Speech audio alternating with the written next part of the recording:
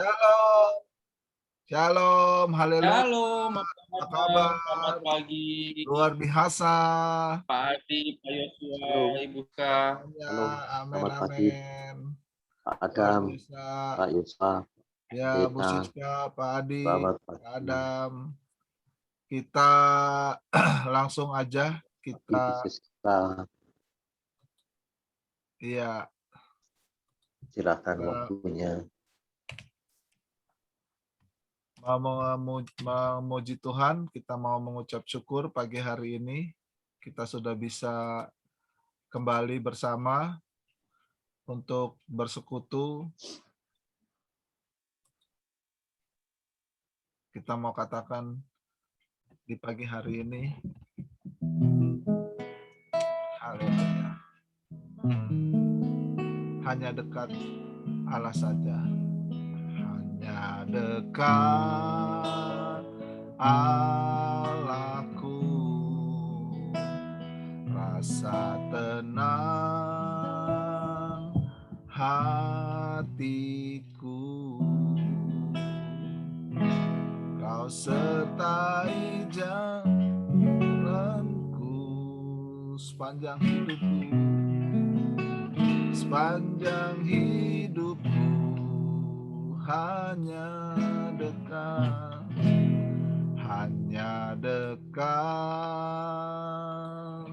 padamu. Ada kekuatan yang baru, ada kekuatan baru. Kaulah perlindunganku, keselamatanku.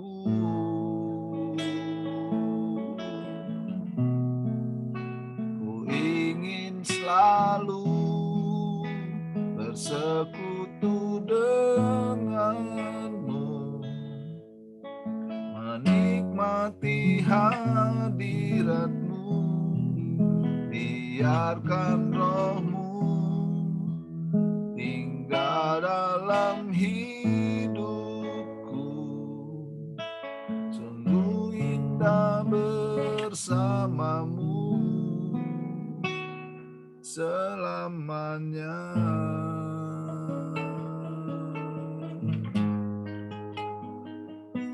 Inilah kerinduan kami Bapa di saat pagi, setiap kali kami boleh masuk hari yang baru, kami merasa tenang hanya dekat kepadamu saja Bapa, hanya dekat Allahku, rasa tenang hatiku, Kau sertai jalanku sepanjang hidupku hanya dekat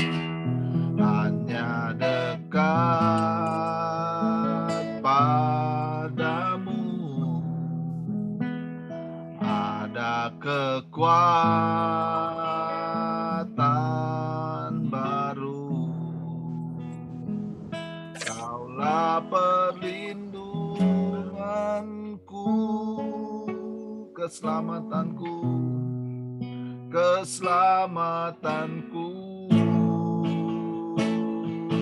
Haleluya, ku ingin selalu bersekutu denganmu, menikmati hadiratmu, biarkan rohmu tinggal dalam hidupku, sungguh indah bersamamu.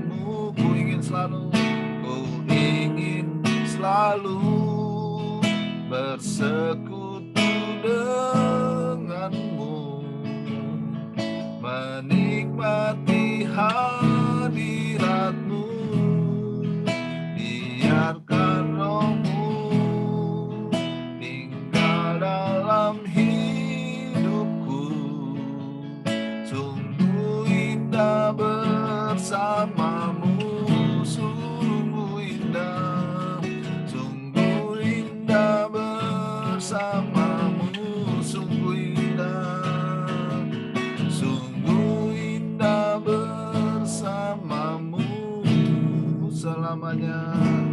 selamanya.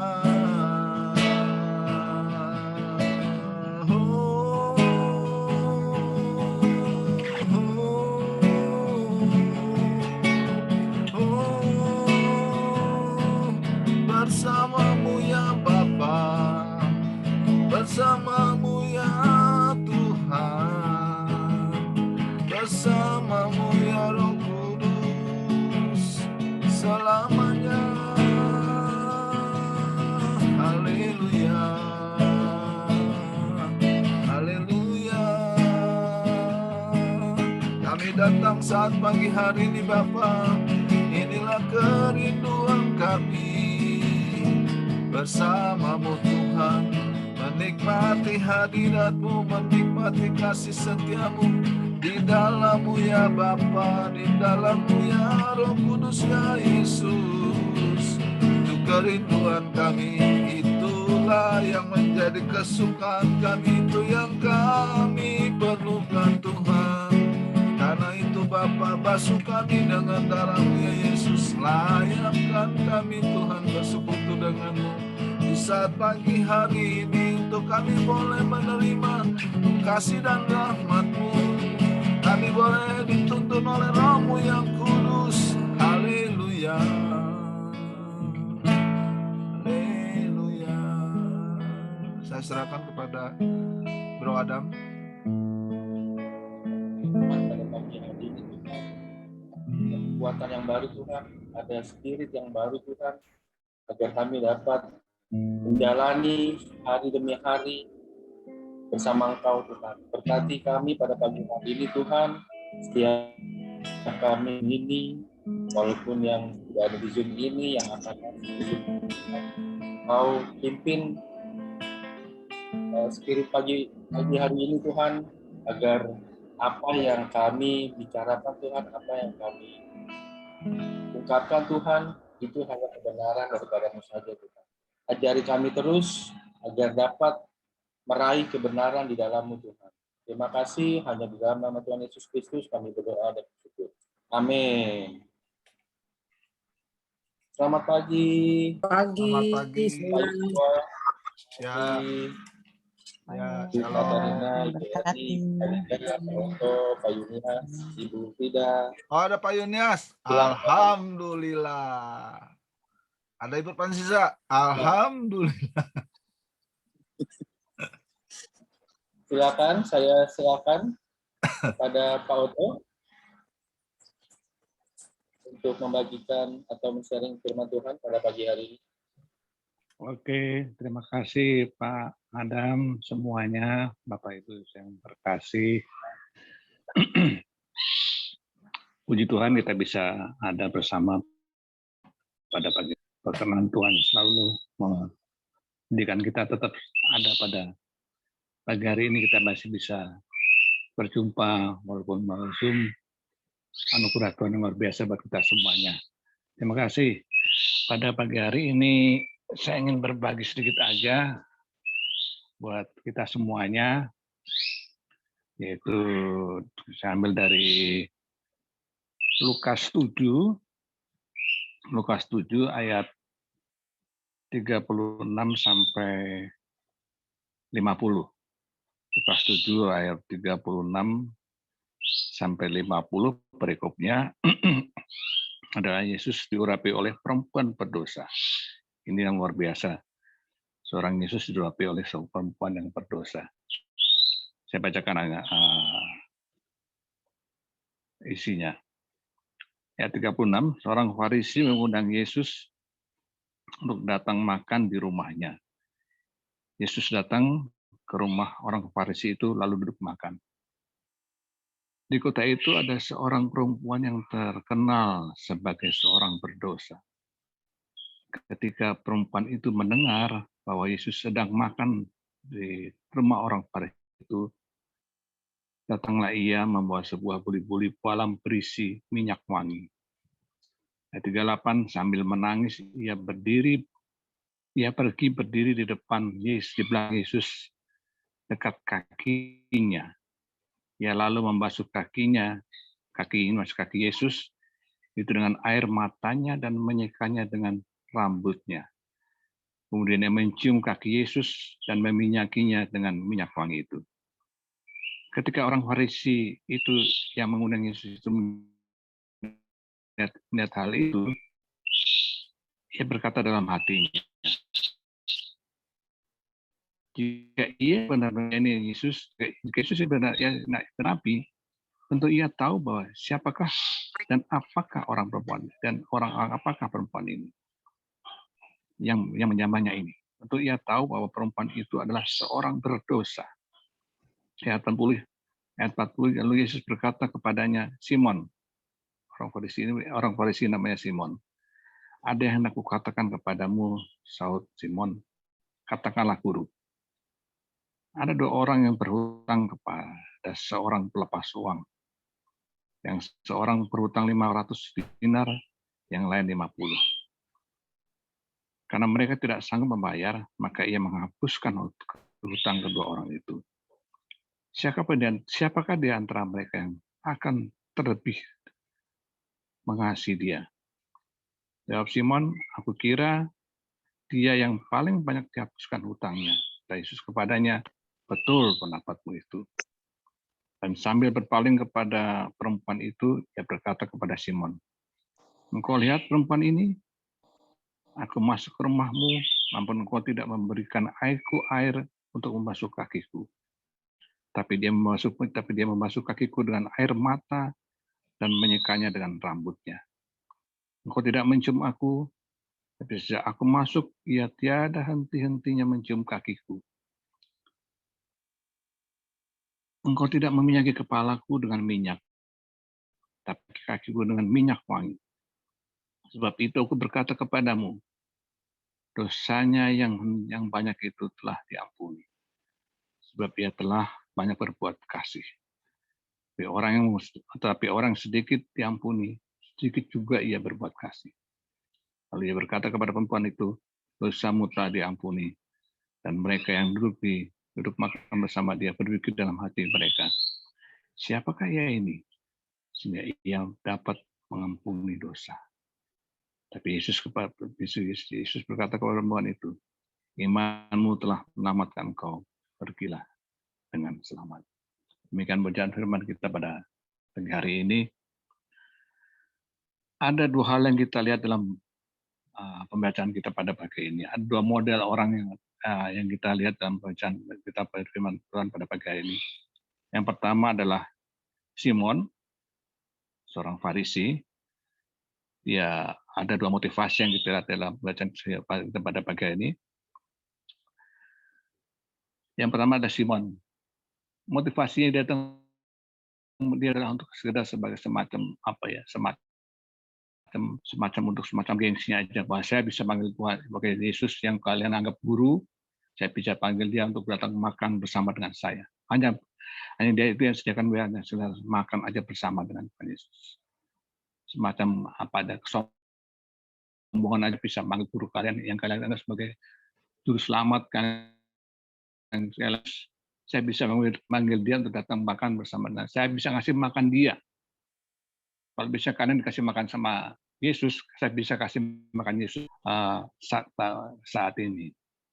Kemudian satu lagi ada seorang perempuan yang tanpa diundang, yang orang tahu semuanya, yang datang sekitar tahu semuanya, dia seorang perempuan berdosa. Dia yang begitu dengan rendah hati dan hati hancur, dia melakukan terbaik buat Tuhan. Bahkan dia melakukan sesuatu yang, dan pada zaman itu ada di orang Yahudi, kalau ada tamu datang dia harus melakukan seperti apa yang dilakukan perempuan itu. Dia harus meminyaki kepala tamunya, menyakit kepalanya, terus dia harus menyediakan air untuk membasuh kaki tamunya, dan itulah semua dilakukan perempuan itu kepada Yesus. Tapi lebih dari itu, bahkan dia membasuh kaki Yesus dengan minyak wangi yang luar biasa.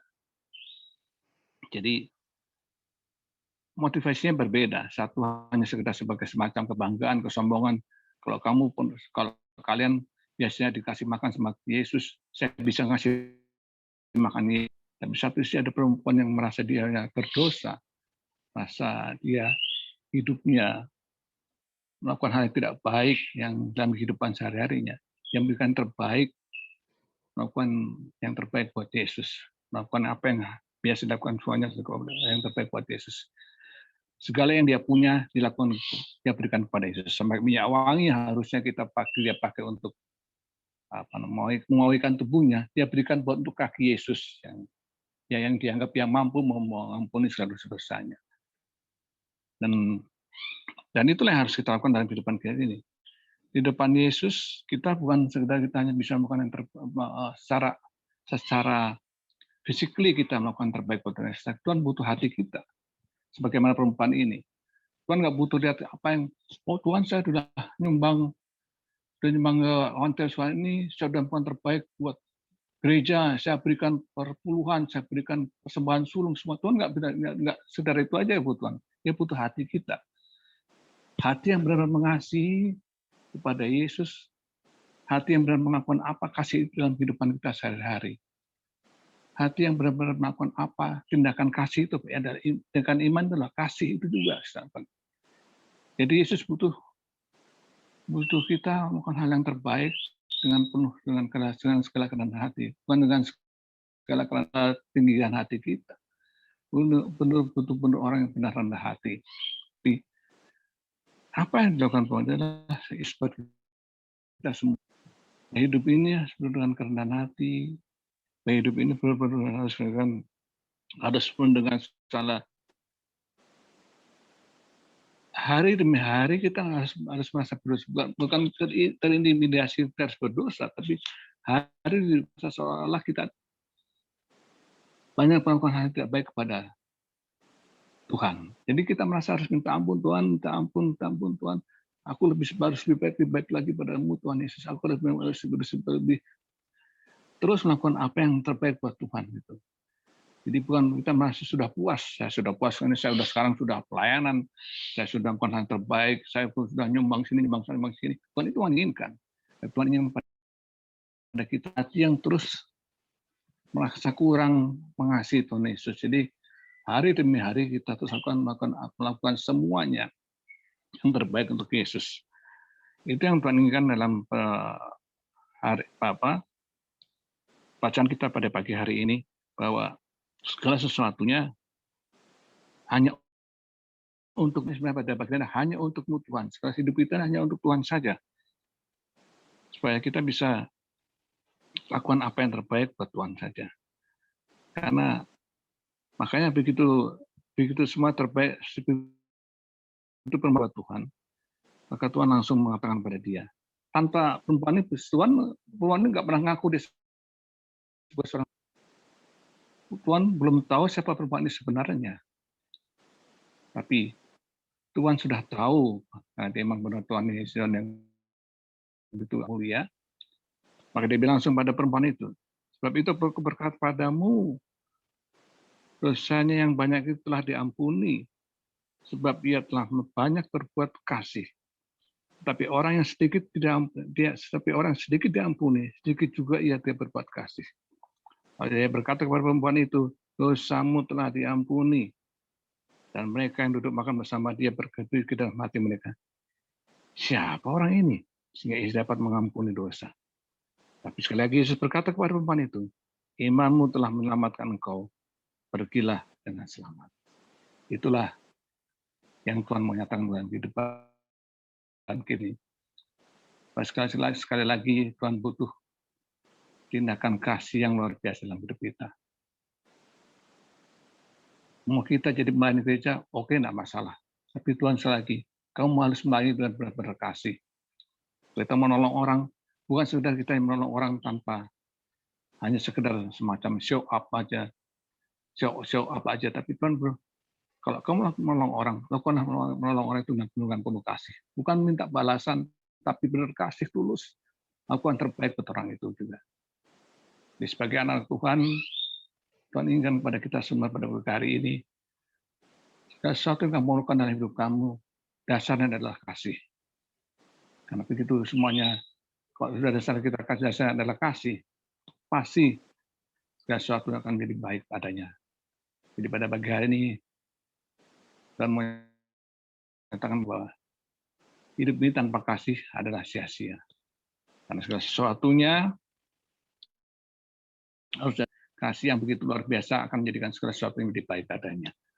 Dan bagi ini juga Tuhan menyatakan pada kita semuanya, motivasi kehidupan kita sebenarnya hanya satu aja, lakukan semuanya dengan penuh kasih.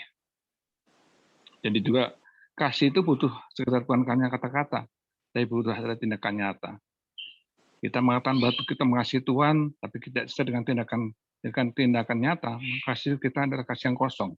Dan yang kedua, kalau kita katakan hanya untuk Tuhan, maka kita berikan semua yang terbaik untuk memiliki. Tindakan dari kasih itu adalah mau memberikan terbaik. Perempuan berusaha itu menunjukkan kasihnya dengan pemberian yang terbaik pada Tuhan. Yang ketiga, tindakan kasih dan pemberian yang terbaik. Apa yang dilakukan kita semuanya harus tanpa syarat. Yang terbaik senantiasa kita berikan buat Tuhan, buat sesama kita semuanya harus tanpa syarat.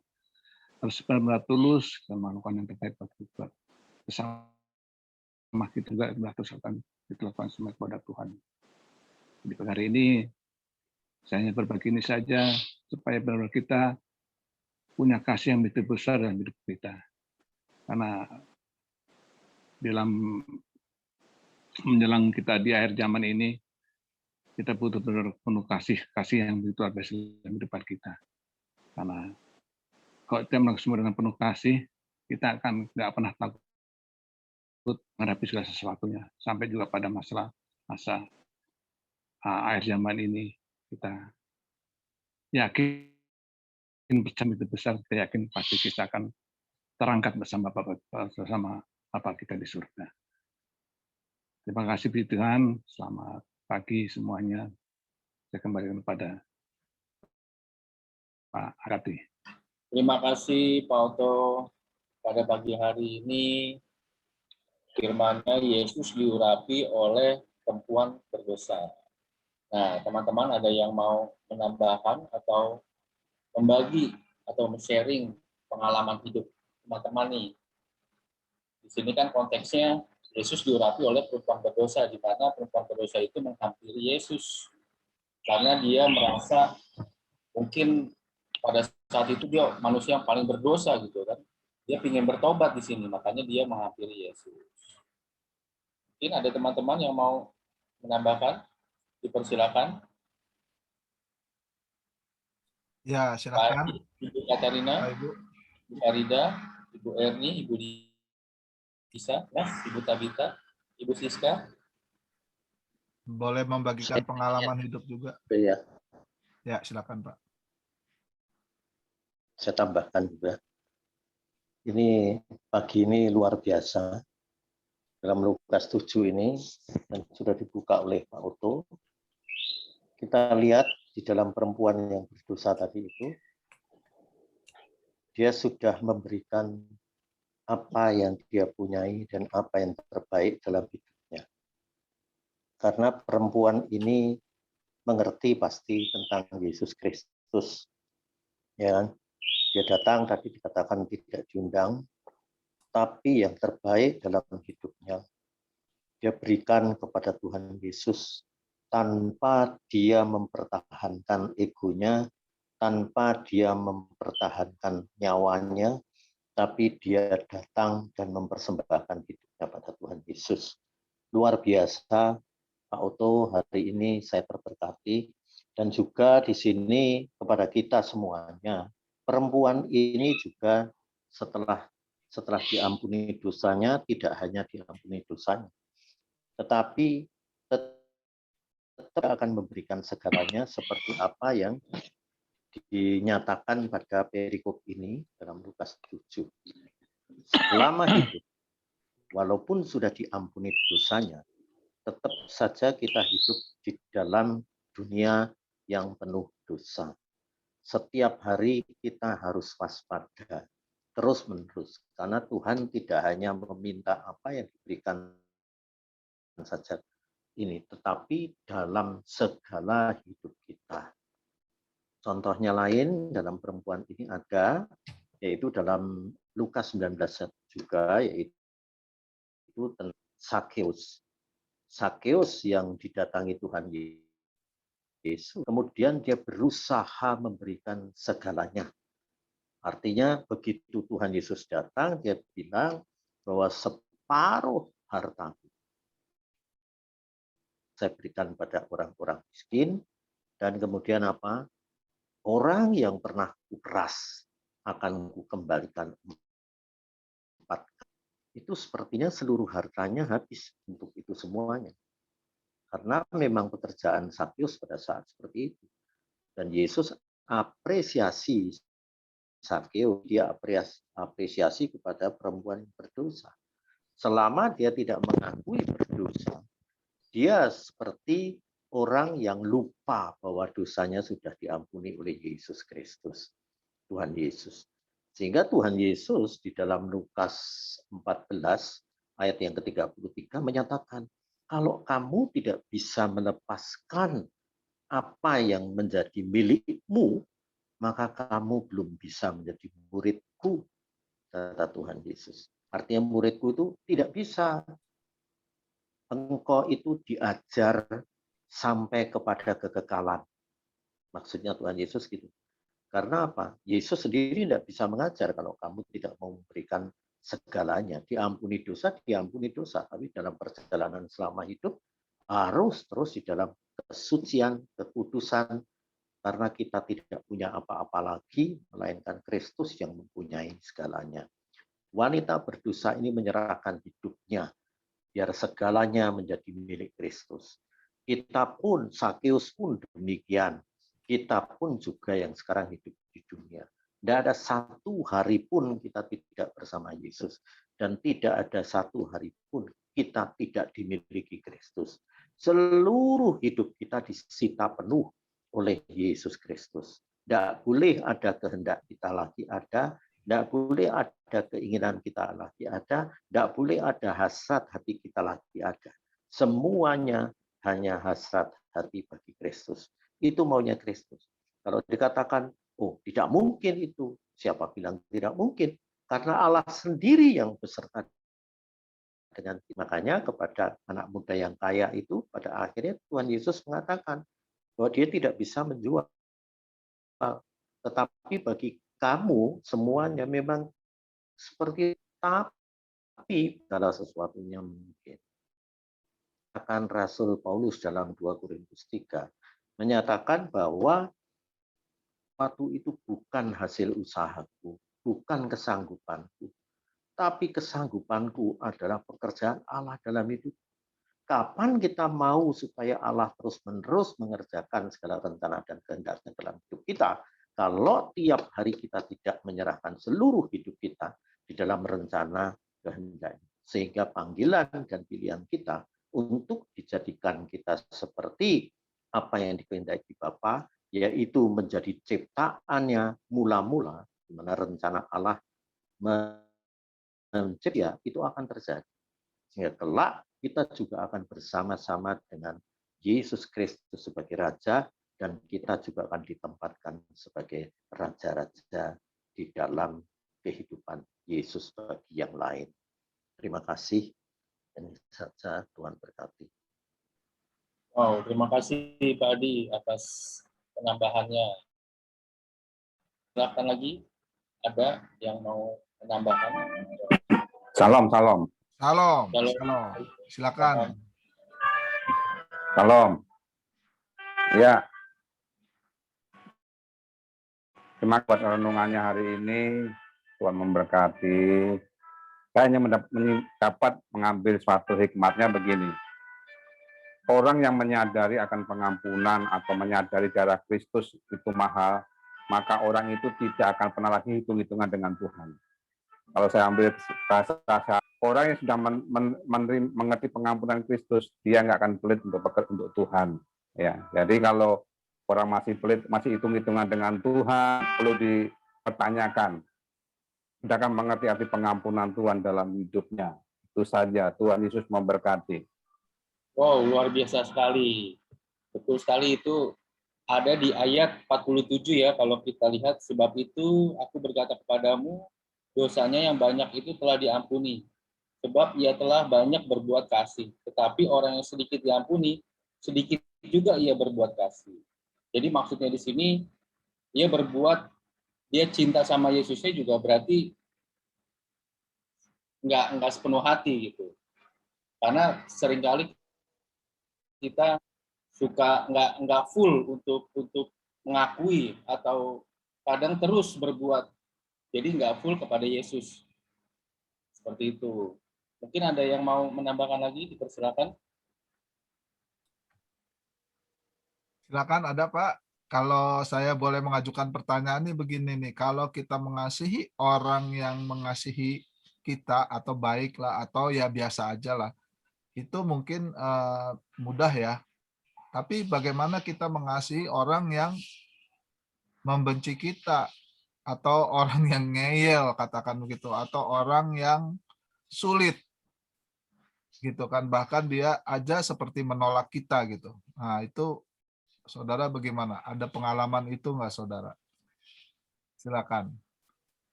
Halo?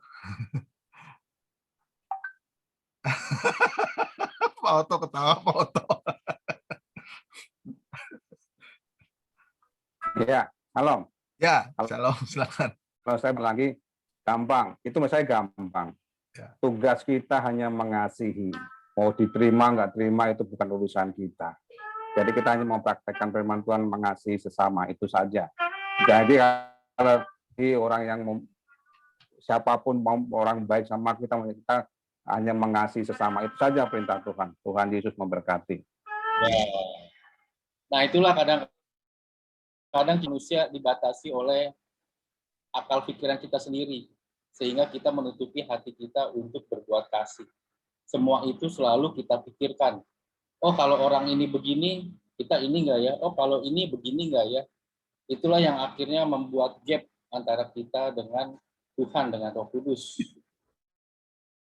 Sama seperti tadi di ayat 47 tadi kan, di mana orang yang berdosa diampuni, cintanya sama Tuhan itu menggebu-gebu. Sama seperti kita kan, kalau kita berbuat salah, kita minta maaf, kayaknya tuh hati kita tuh tersentuh gitu. Sehingga kita itu rindu banget sama Tuhan, kita tuh cinta banget sama Tuhan. Tetapi ada juga orang yang akhirnya setengah-setengah, seperti di ayat 4.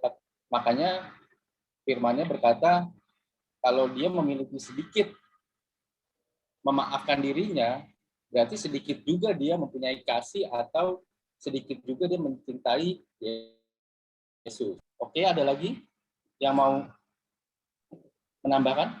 Ya, silakan Ibu. Shalom, selamat pagi. Saya sih ya bukan menyombongkan diri, itu beberapa kali saya mengalami seperti itu. Misalnya ada seseorang yang benci banget sama saya gitu kan, benci banget sama saya. Tapi saya sih sama dia tetap biasa-biasa saja. Saya di dia walaupun kadang-kadang jujur, manusia hati juga, ih kurang ajar banget sih lu, udah maksudnya udah telak-telak dia yang salah gitu. Tapi kenapa ya kita saya yang menghampiri dia gini-gini ya, menghampiri dia terus ya biasa-biasa aja kayak nggak ada apa-apa. Tapi saya pikir udahlah, saya yang penting mengasihi dia, selanjutnya urusan Tuhan gitu. Dia mau maafin saya apa enggak itu urusan dia gitu. Kejadian lagi waktu lagi dulu zaman saya kerja ya, dulu zaman saya kerja tuh saya punya satu kaleng kongguan gitu kan. Saya tuh kalau lagi ada uang kenceleng-kenceleng atau apa masukin itu adanya di bawahnya gitu kan. Pada suatu hari itu saya nggak masuk gitu kan, nggak masuk. Besoknya saya besoknya saya masuk, saya tetap masukin kenceleng gitu, kok bunyinya lain gitu ya, bunyinya lain gitu kan. Ya dari mungkin udah 3 perapat penuh, terus tiba-tiba kurang sedikit kan bunyinya udah bentuknya udah lain gitu ya. Wah, ini celengan saya kayaknya ada yang curi nih gitu kan. Puji Tuhannya tuh waktu itu teman saya nggak masuk, masih muda itu anak, masih umur 19 tahunan deh gitu. Pas saya buka, ya memang nggak ada isinya gitu kan. Saya langsung nggak tahu gimana, saya berdoa sama Tuhan, saya bilang, "Tuhan, di sini ada beberapa teman saya," saya bilang, "saya percaya ini bukan orang lain yang mencuri kaleng saya," saya bilang, "tunjukin mukanya aja Tuhan." Nah tiba-tiba orang itu menunjukkan mukanya itu, Tuhan tuh menunjukkan muka anak ini gitu loh. Nah, rumahnya jauh, waktu itu dia rumahnya di Cengkareng kalau nggak apa di Dadap gitulah, udah lama sih ya, saya lupa. Saya ngobrol sama bos saya, terus saya bilang, kata bos saya, "Samperin aja gitu, pelan-pelan bicaranya," gitu kan. Saya datang sama teman saya, anak laki, saya datang ke rumahnya, saya tanya baik-baik. Saya bilang, "Maaf," saya bilang, "kamu mencuri mengambil kaleng saya enggak?" Saya nggak bilang mencuri, saya bilang, "Enggak tuh gini gini gini," tapi saya tahu mukanya itu, eee, lain gitu ya. Nah, akhirnya teman saya yang laki-laki itu saya bilang, "Kamu turun dulu deh," saya bilang, "saya mau bicara face to face sama dia," saya bilang gitu. Terus tiba-tiba, pas teman saya turun, eee teman saya yang perempuan ini memeluk saya gitu, nangis, minta maaf. Dia bilang katanya, "Iya, saya ambil uang itu karena saya, menabrak seseorang," katanya naik motor, "jadi saya bingung buat bayar orang itu." Saya bilang, "Nggak apa-apa," saya bilang, "kalau kamu jujur," saya bilang gitu, "saya, mengasihi kamu," saya bilang, "saya mencintai kamu. Yang penting kamu jujur, jangan mencuri seperti ini," saya bilang gitu. Eee, ya akhirnya, saya udah plong gitu kan ya, saya udah plong hati saya. Saya nggak ngungkit-ngungkit dia lagi, tapi, akhirnya mungkin dia malu sendiri, akhirnya dia berhenti gitu kan, dia berhenti kerja, eee, kira-kira kemudian, saya dengar lagi katanya ternyata dia bukan ya itulah ini, petunjuk Tuhan ya. Padahal waktu itu juga saya masih, ya kalau kata saya sih masih ambal-ambal deh kalau udah ikut-ikut Tuhan gitu, masih masih main-main, masih banyak dosa yang saya perbuat pada saat itu. Tapi Tuhan tetap mengasihi saya. Akhirnya saya tahu bahwa ternyata, eee, anak ini hamil di luar nikah gitu kan. Mungkin, untuk jadi uang itu pada saat itu uang itu ada sekitar 1.800.000 ya ribuan gitu loh. Itu kan, gede bener gitu kan. Nah akhirnya ya tapi saya udah biasa aja, saya bilang, "Udahlah terserah dia, urusan dia sama Tuhannya, kalau dia mau berbohong, mau apa itu, perbuatan dia apapun itu, urusan dia sama Tuhannya." Nah saya mengasihi dia tetap, akhirnya saya ya pokoknya udah nggak ada apa-apa lagi, gitu aja. Itu aja sih pengalaman saya, begitu kan. Terima Oke, kasih. terima kasih Bu Lisa atas sharing-nya. Oke, waktu tinggal Oke, sedikit lagi, saya langsung kembalikan kepada Pak Yosua. kita langsung Silakan. berdoa saja. Terima kasih ya Bapak buat pagi hari ini kami boleh belajar untuk mengasihi. Terima kasih buat Pak Oto yang sudah membukakan kebenaran firman-Mu lewat contoh seorang Farisi dan seorang perempuan yang menyeka kaki Yesus dengan air mata dan rambutnya. Kami mau belajar pagi hari ini Tuhan, semangat hidup kami, spirit hidup kami adalah mengasihi dengan tanpa batas, belajar daripada kasih Tuhan, tanpa memikirkan apakah orang lain menerima atau tidak, dan kami juga belajar tidak hitung-hitungan dalam mengiring Tuhan. Terima kasih Tuhan, karena hidup tanpa kasih itu adalah sia-sia. Ajarlah kami mengasihi Tuhan dengan kami menerima pengampunan yang besar. Berkati hamba-hambamu yang sudah melayani pagi hari ini. Terima kasih, berkati semuanya Pak Adam, Pak Wid, Bu Santi, Bu Farida, Pak Oto, Bu Lisa, Bu Siska, Bu Tabita, Pak Tikianto, bahkan juga hambamu Pak Yunias dan hamba sendiri. Terima kasih Bapak, segala puji, hormat, syukur dari biarlah kasih Allah Bapa dalam Tuhan Yesus dan Roh Kudus turun atas kami hari ini dan sampai selamanya. Haleluya, yang percaya dalam nama Yesus katakan amin.